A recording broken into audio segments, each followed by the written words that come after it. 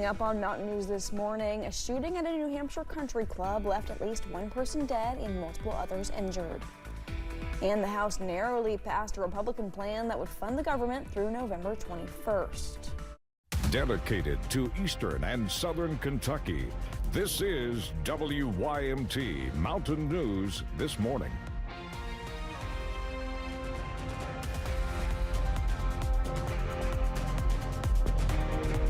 Good Monday morning to you. I'm Caroline Mueller. The time is now 6:02 and today's date is September 22nd. Let's check in with meteorologist Megan Dusmal for a look at your forecast this morning. Megan, we were finally getting a break from that dry weather. We had that rainstorm yesterday. I feel like that was some much needed rain. I would definitely agree with you on that, and we're just going to continue to see rain throughout this week, which is going to help kind of ease some of the drought-like conditions that we're seeing in our western counties. Now, as you're heading out the door this morning, here's what you need to know. We are picking up on some fog, especially for our southern counties. But as Amelia texted me, we are seeing that everywhere. Just make sure you're careful on the road because it is dense this morning. Now, in terms of that rain, of course, we are going to see a little bit of some sprinkles as you're heading out the door, but rain chances do increase as storms roll into the region later on the day. You can see the start of that system just out to the west in parts of Indiana and Illinois. Now, in terms of temperatures, though, we are sitting in a mixture of the low to mid 60s. Some folks a little bit warmer than others. And this afternoon, we'll see a mixture of the low to mid 80s. So a little bit of a warmer day as we are going into the afternoon before the rain begins to cool us down. Caroline. Thank you, Megan. A road in Rockcastle County is reopened after a car fire. The Mount Vernon Fire Department responded yesterday to Lake Cumberland Road between Community Trust Bank and Dysart Way. It was closed for about an hour. The crash site is clear this morning. We have a safety alert for you. First responders in Rowan County are urging drivers to enable iPhone and Apple Watch crash detection after it helped them find a UTV that crashed over a cliff Friday night. The crash happened in a remote area of Moorhead.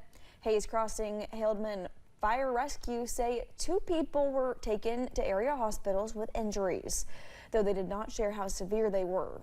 Crews say the crash detection feature made a big difference in their ability to find that UTV.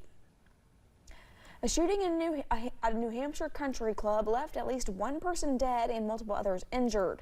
The shooting happened during a wedding at the club over the weekend, and authorities say they quickly arrested a suspect. Bradley Blackburn has more. The Sky Meadow Country Club in Nashua, New Hampshire was surrounded by police Saturday night after a wedding turned into a nightmare. We just saw him raise the gun and then we ran. Pop, pop, pop, pop, pop. Guests and staff were forced to take cover wherever they could. I just hid under a table. Police say Hunter Nadeau, a former club employee, shot and killed 59-year-old Robert DeCesar with a handgun. DeCesar was eating dinner at the club restaurant with his wife and daughter when the shooting began. His mother spoke to reporters Sunday. When I watched the news and they said a man was killed, I go, but it can't be my son. So that's what runs through your mind. It can't be. The 23-year-old suspect was arrested within 30 minutes of the attack and now faces a second-degree murder charge. Officials said they are still working to determine a motive. Witnesses reported the suspect was heard making various political statements, but officials do not believe it was a hate crime. At this point, the evidence leads us to believe that it is more likely that Mr. Nadeau was simply trying to make a number of statements to create chaos in the moment. Police said 2 other people were also shot but survived, including a host for the wedding who was shot in the face. These people, they came to celebrate something big and it got completely destroyed. The suspect is set to be arraigned in a New Hampshire court today. Bradley Blackburn, CBS News, New York. In addition to the victims injured by gunshot, authorities say 4 other people were also injured during the chaos of the attack. A Grammy-winning songwriter, Brett James, has died in a plane crash. James is known for penning hits including Carrie Underwood's Jesus Take the Wheel. According to data from FlightAware and a statement from the FAA, a plane registered under James's name reportedly crashed in a field in Franklin, North Carolina, Thursday afternoon. 3 people were on board and there were no survivors. The National Transportation Safety Board says it is investigating. James Brett was 57. A resolution that honors the life and legacy of Charlie Kirk soared through the House Friday. The measure called the conservative activist a, quote, courageous American patriot. It also refers to his assassination as an act of political violence. The resolution was approved by a vote of 310 to 58.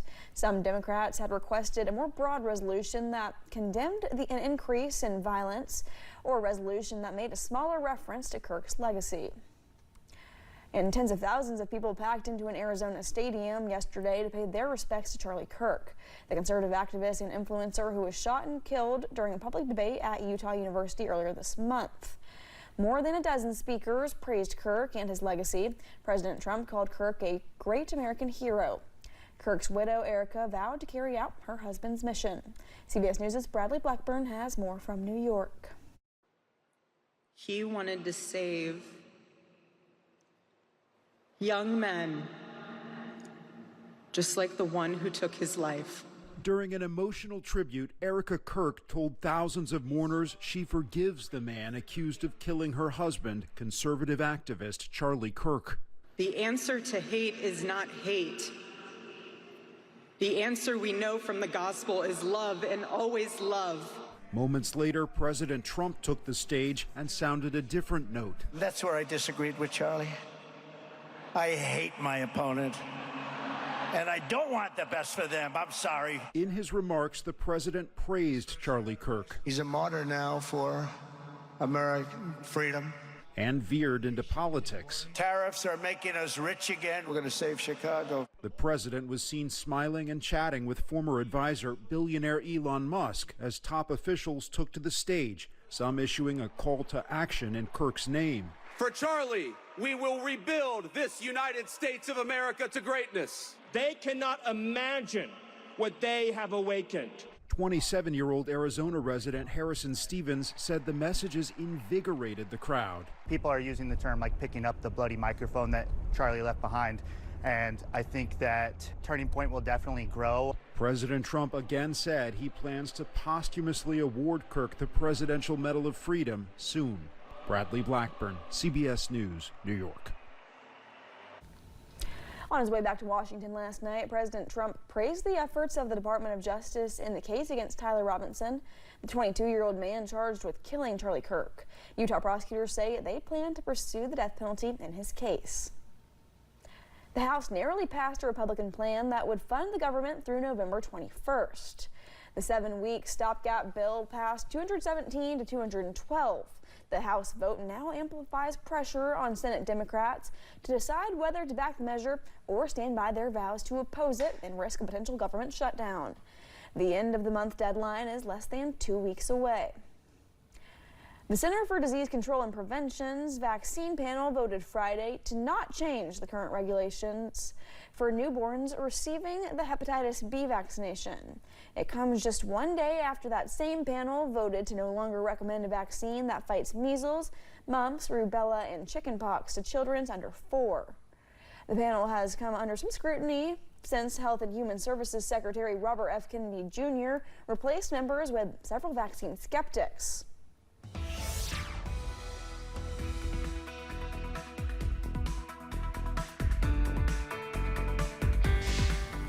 We're looking at a warm start to your day with a lot of folks out in eastern Kentucky sitting in a mixture of the mid to upper 60s.